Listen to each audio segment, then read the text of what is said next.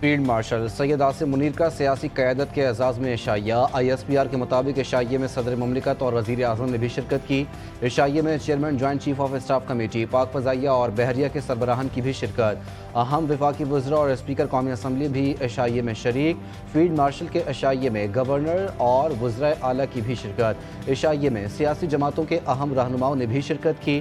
شرکاء نے مسلح افواج کی ہمت اور قربانی کو سراہا۔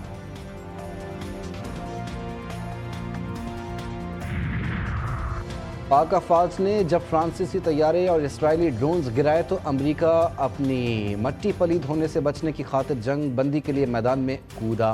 Arts council of Pakistan Karachi میں فیسٹیول سے خطاب کرتے ہوئے وزیر اعلیٰ سندھ مراد علی شاہ نے کہا کہ انہیں یہ بات سمجھ نہیں آئی کہ جب بھارت جارحیت کر رہا تھا تو امریکہ نے اسے پاکستان اور بھارت کا آپسی مسئلہ قرار دیا، پھر اچانک امریکہ کو بیچ میں جنگ بندی کرنے آنا پڑا کیونکہ انہیں لگتا تھا کہیں ہماری بھی مٹی پلید نہ ہو جائے، اور پھر جنگ بندی کروا دی گئی۔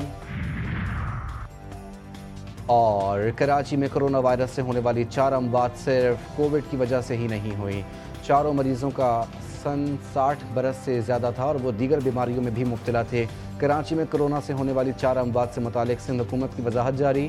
محکمہ صحت سندھ کی میڈیا کی کوارڈینیٹر میران یوسف کے مطابق تمام مریض کراچی کے ایک نجی اسپتال میں زیر علاج تھے اور یہ کہنا درست نہیں کہ ان کی موت کی واحد وجہ کووڈ تھا۔ اس سے قبل محکمہ صحت نے کراچی میں کرونا سے 4 اموات کی تصدیق کی تھی۔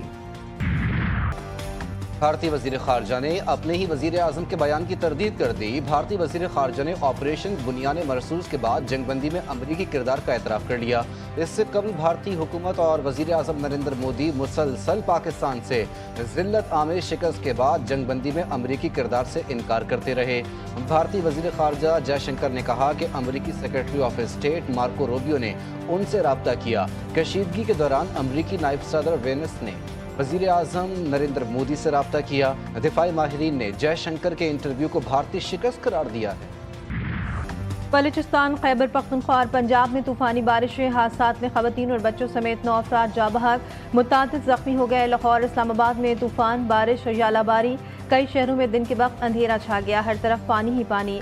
گرد آلود طوفانی ہواؤں سے گھروں کی چھتیں اڑ گئیں، درخت اکھڑ گئے، کئی مقامات پر سائن بورڈز بھی گر گئے، سولر پینلز کو نقصان پہنچا۔ لاہور میں متعدد فیڈر اسٹرپ، میٹرو بس اور اورنج لائن ٹرین بند۔ ایبٹ مانسہرہ، بنیر، نتھیا گلی اور مظفر آباد میں موسلادھار بارش، بجلی کی فراہمی معطل۔ حسن ابدال سمیت کئی علاقوں میں تیز آندھی اور بارش نے موسم کو دلکش بنا دیا۔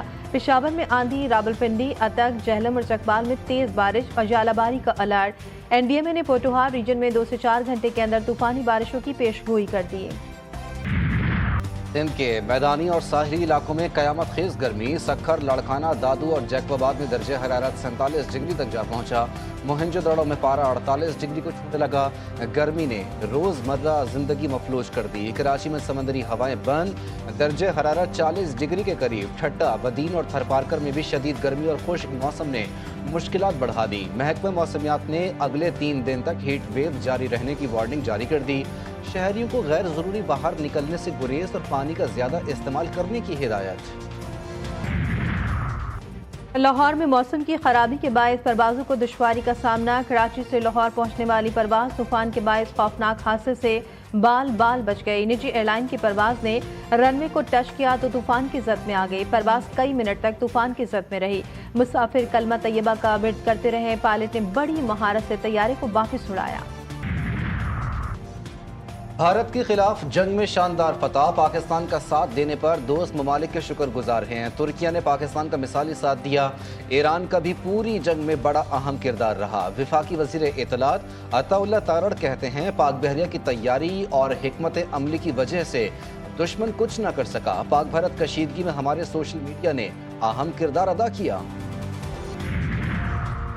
وزیر اعظم کا سفارتی مشن شہباز شریف کل 4 روزہ غیر ملکی دورے پر روانہ ہوں گے۔ شہباز شریف ترکیہ، ایران، آذربائیجان اور تاجکستان جائیں گے۔ پہلا پڑاؤ ترکیہ ہوگا جس کے بعد وزیر اعظم ایران کا دورہ کریں گے۔ شہباز شریف ایران کے بعد آذربائیجان اور تاجکستان جائیں گے۔ چاروں ممالک کی اعلیٰ قیادت سے ملاقاتیں کریں گے۔ حالیہ پاک بھارت کشیدگی میں حمایت اور قیادت اور عوام کا شکریہ ادا کریں گے۔ وزیر اعظم کے دوروں کے باعث وفاقی بجٹ 1 ہفتے کے لیے مؤخر کر دیا گیا۔ آئندہ مالی سال کے بجٹ میں ٹیکس آمدن بڑھائی جائے، چاہتے ہیں پاکستان 1.6% سرپلس پرائمری بیلنس کا ہدف حاصل کرے۔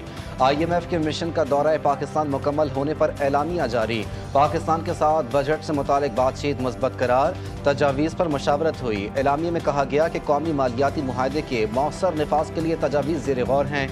معاشی پالیسی مضبوط اور دیرپا بنانے کے لیے بھی زور دیا گیا تاکہ کوئی خلا نہ رہے۔ معاشی پالیسی کے لیے مانیٹری پالیسی سخت بنائی جائے۔